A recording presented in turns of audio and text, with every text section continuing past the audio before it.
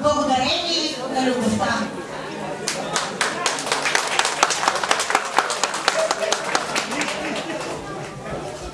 Уважаеми кумове, предайте от своя житейски опит на тези млади хора, които те първа навлизат в дълбоките води на живота.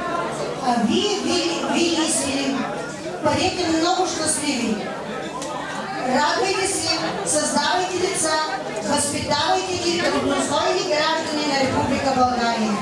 Нека в живота ви да няма бури, а само лек полъх от ветрец.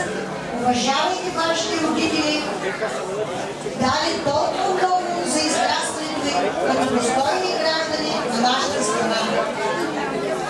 Сега давам брачното свидетелство на съпругата като пазителка и обединителка на семейното огнище.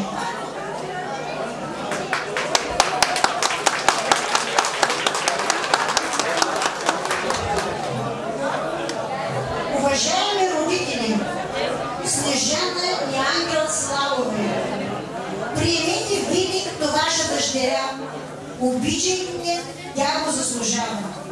Уважаеми Ганка и Димчо Димови, приемете Селин като ваш син, който с делата си ще покаже, че е достоен за друг.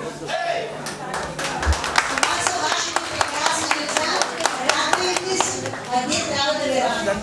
Те трябва да доказват всичко това, за което си говорихте днес.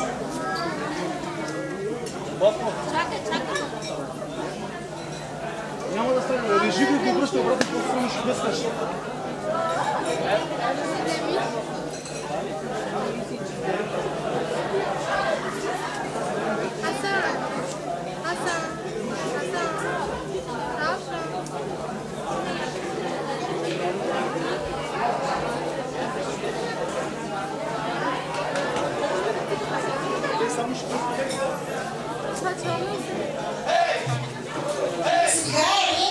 И начитнето на битката, за да се убедим още веднъж кой ще управлява тази къща.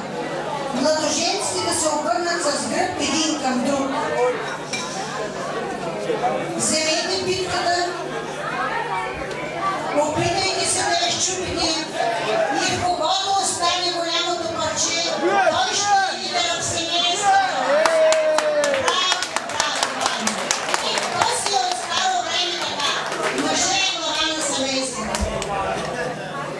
Бъдете живи и здрави и много щастливи.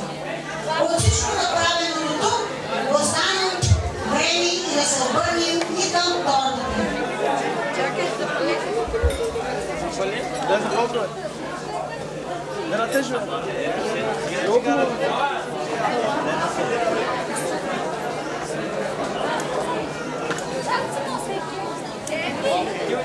Уважаеми младоженци, тортата символизира плодовитостта и надеждата за сладък и щастлив живот.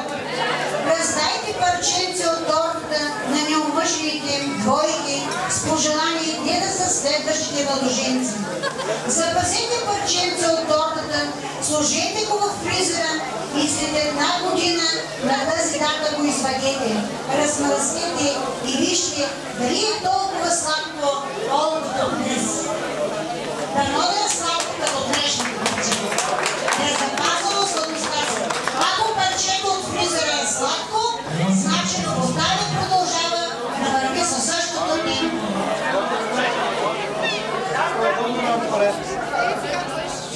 От каршия!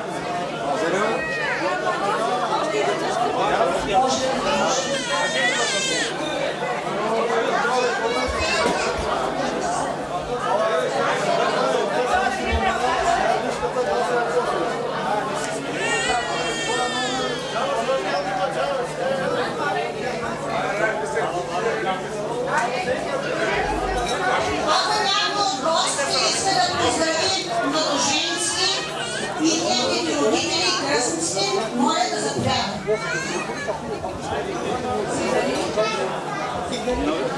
Мерси, мерси, мерси.